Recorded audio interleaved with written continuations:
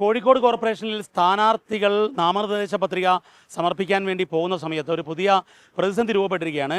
76 division പുതുതായി വരുന്ന കോർപ്പറേഷനിൽ ഇപ്പോൾ 75 ഡിവിഷൻ മാത്രമേ ഉള്ളൂ. അതുകൊണ്ട് തന്നെ പല സ്ഥാനാർത്ഥികൾക്കും പത്രിക സമർപ്പിക്കാൻ പറ്റിയിട്ടില്ല എന്നുള്ളതാണ്. ഈ ഘട്ടത്തിൽ UDFിൻ്റെ സ്ഥാനാർത്ഥി ഷിബു നമ്മളോടൊപ്പം ചേരുകയാണ്. എന്താണ് യഥാർത്ഥം സംഭവിച്ചത്?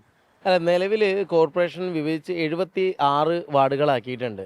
പക്ഷേ അവിടുത്തെ സിസ്റ്റത്തിൽ അത് 75 76 ആക്കി. പക്ഷേ ഇപ്പോൾ അവിടുത്തെ സിസ്റ്റത്തിൽ എന്തില്ല, അപ്ഡേറ്റഡ് ആയിട്ടുള്ള വാർഡുകൾ അവിടെ ഇല്ല.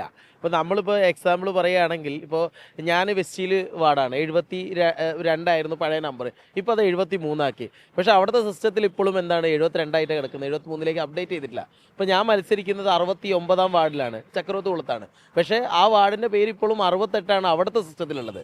അപ്പോൾ ഒരു സ്ഥാനാർത്ഥി നോമിനേഷൻ കൊടുക്കാൻ വേണ്ടി പോകുന്ന സമയത്ത് ഇപ്പോൾ 69 നോമിനേഷൻ കൊടുക്കാൻ പോകുമ്പോൾ പിന്നെ ചലാൻ അടയ്ക്കാൻ പോകുമ്പോൾ അടച്ചു കിട്ടുന്നത് 68 പേരിലാണ്.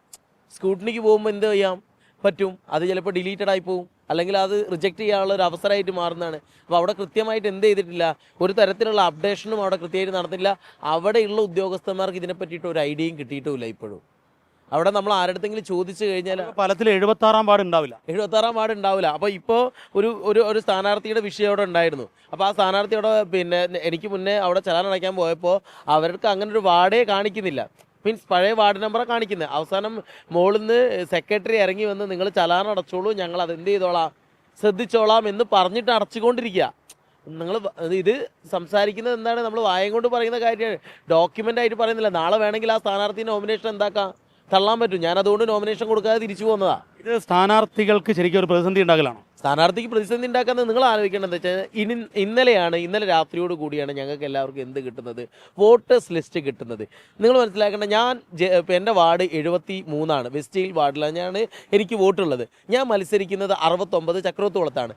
അപ്പോൾ ഞാൻ മത്സരിക്കുമ്പോൾ എന്ത് ചെയ്യണം, ഞാൻ വോട്ടേഴ്സ് ലിസ്റ്റിൻ്റെ ഫ്രണ്ട് പേജ് അറ്റാച്ച് ചെയ്തിട്ട് വേണം കൊടുക്കാൻ വേണ്ടിയിട്ട്. അത് സെക്രട്ടറിനെ കൊണ്ട് ഒപ്പിടിച്ചിട്ട് വേണം എന്താക്കാൻ വേണ്ടി കൊടുക്കാൻ വേണ്ടിയിട്ട്.